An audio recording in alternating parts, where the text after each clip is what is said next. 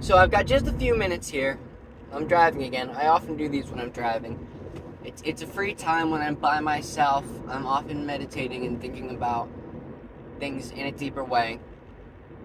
So it gives me that spark to be like, I have something to say. Let me say it.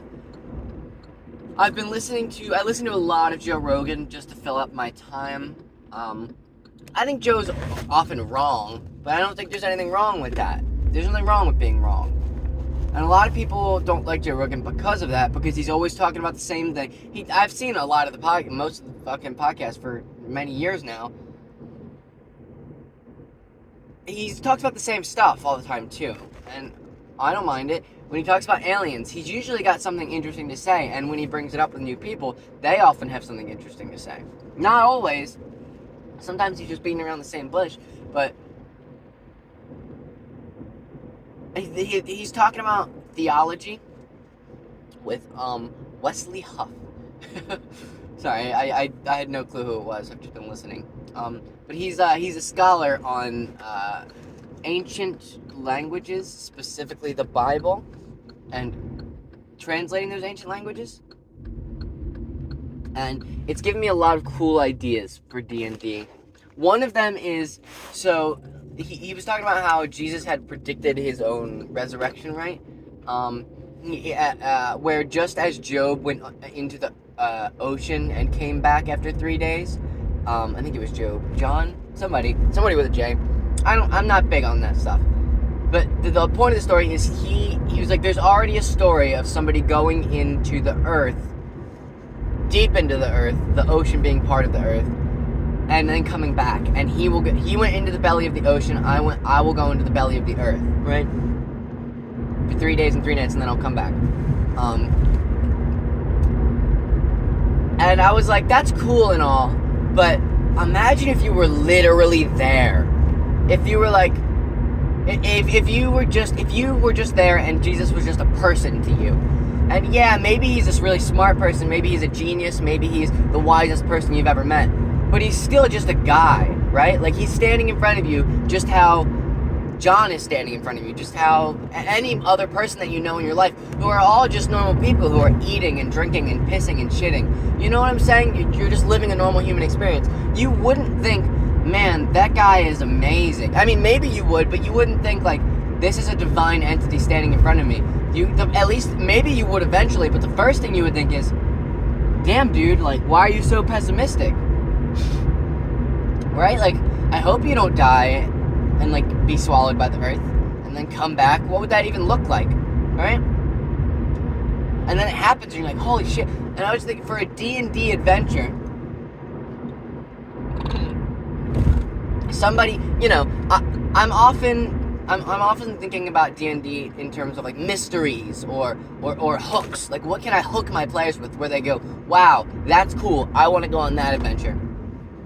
So imagine they finish one adventure and they have downtime. They're just chilling, they're making weapons, they're having magic items created, right? They're talking to NPCs, and then somebody comes to them and says, I heard of your exploits. I was given a vision from one of the gods, and they say I am to die in 1 week. But they say I'll be back in 1 more week. I don't know what to think about this, but I believe it's true. That's just a cool idea. That's just a really cool idea. I also had an idea for a character based on I believe it's a Ghetto Boys song. I could be wrong about that. I could be wrong about the artist, but it's called Fuck a War. And it's just about, like, hell no, I'm not going to no war for somebody else to die for what they believe. Fuck that. And I was thinking about a character, because who would be a fighter, right? They would be a weapons master. That like, they've been trying to master violence for a long time. And then somebody calls them to war. And I think the actual wisest thing to do in that situation is to say, no, my battles are my own. And just because I have the ability to fight does not mean that you get to tell me who I'm gonna fight.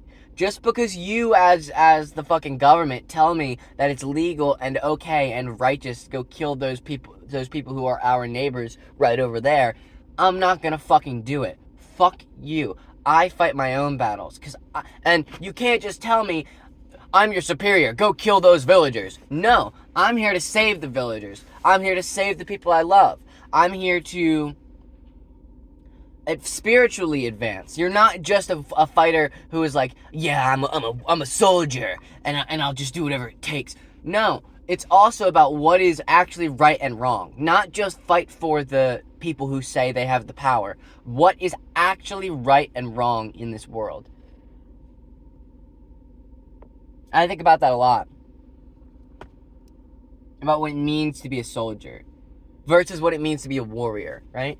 Like a warrior could be a pacifist. Like a warrior could do complete nonviolence and still use the warrior's pathway to complete a goal. Whereas a soldier, at least the soldiers that I know of in the modern day, soldiers are designed by their government to listen. And if you don't listen, most armies will kill you, right? Or you'll be thrown in jail, right? So it's a job that you're, first of all, a lot of times you're forced into that job throughout history. You're forced. They come by and they say, get in or else. Yeah, but my family, get in. We're going to war. You're coming with us. You're going to die on the field of battle for Rome, right? Like, you better not refuse. Some people did, and at certain times of the year, if you're like, hey, it's the harvest, you can't take me during the harvest because me and my family will starve, and I would rather you just kill me than starve my family, right? And sometimes they were just killed. It depended on the man that you were talking to, right? And that's what I'm saying is you cannot trust power structure ever. There is no power structure in all of the world, in all of the histories of everything. There is no power structure that has never been corrupted.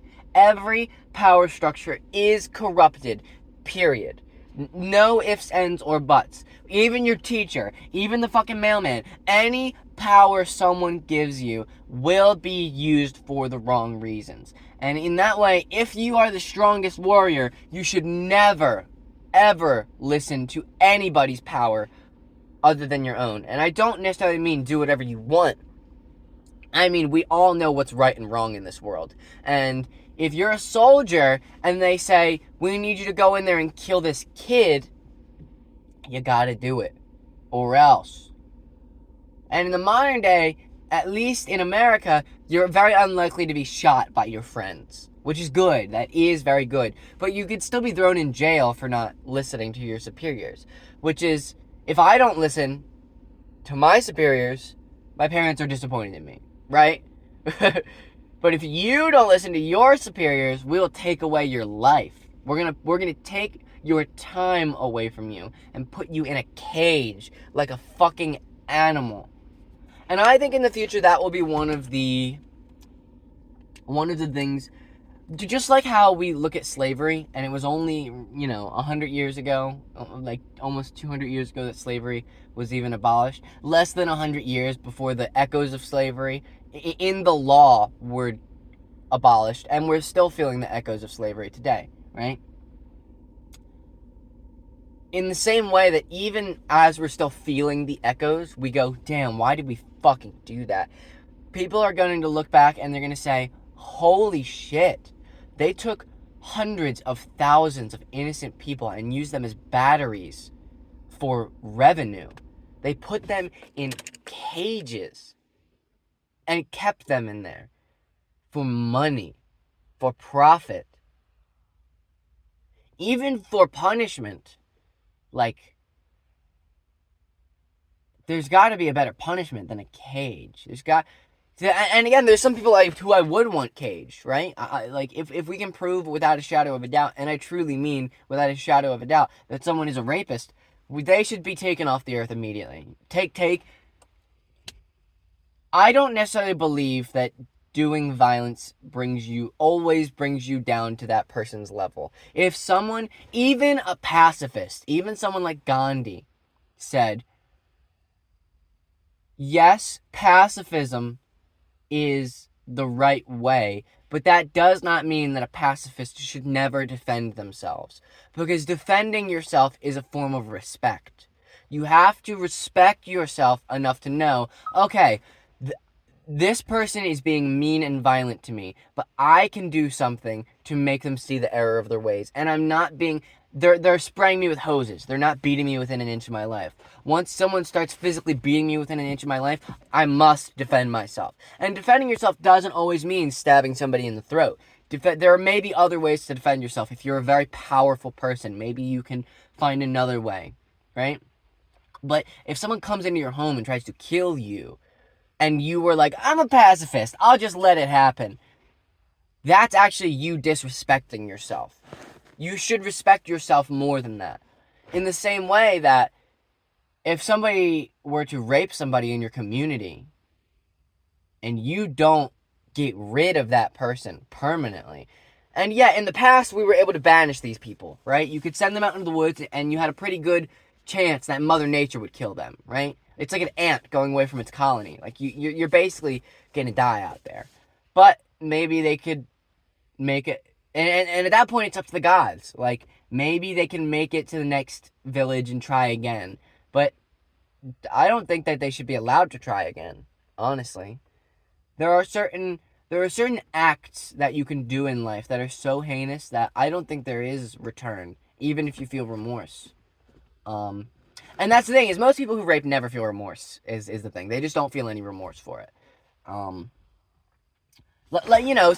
Every child is hurt as a small animal, whether on purpose or by accident. You step on a caterpillar, you put salt on a snail. Some people go as far as to mutilate rats and stuff, and then they don't become murderers, right? Like, it does happen, and you feel regret for that.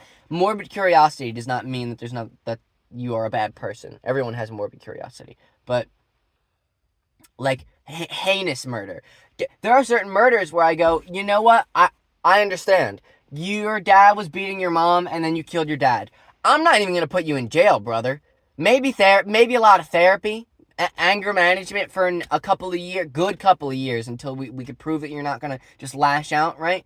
Because if I learned that somebody was that violent and you didn't have them at least try to make a change in their life, and then they do something else violent to somebody who didn't deserve it, now you're like, okay, that's my fault, and now it's basically I'm the one who hurt those people by letting that person be free. But if I was the judge and you said, well, my dad abused my mom every day and he knocked her teeth out, and so I killed him, if it was my mom, I'd kill him. Like, who am I? Who am I to judge you? You know what I'm saying? Who am I to say that that's wrong? Who am I? I'm not God. I know a lot of things that are wrong, right?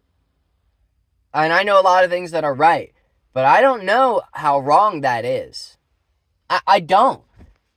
And I know the cycle of violence, the revenge, once you get revenge, it never satisfies. But that is a lesson to learn. If you are trying to take revenge for satisfaction, you are going to ruin your life. And things will get very, very, very, very, very dark for you. But it doesn't have to be about vengeance. Like, hey, I grew up my whole life watching this man beat my mom. This is a hypothetical. This is not my life. Though I did hear a story about it earlier, which is making me think about it. I watched this man beat my mom for my whole life. And then one day I said, you're never going to do it again. And then he did it again. And I made sure it would never happen again. How can I ever claim that that's wrong? Because that's not an act of revenge. That's an act of defense. And just like what I was saying before, that's about respect. If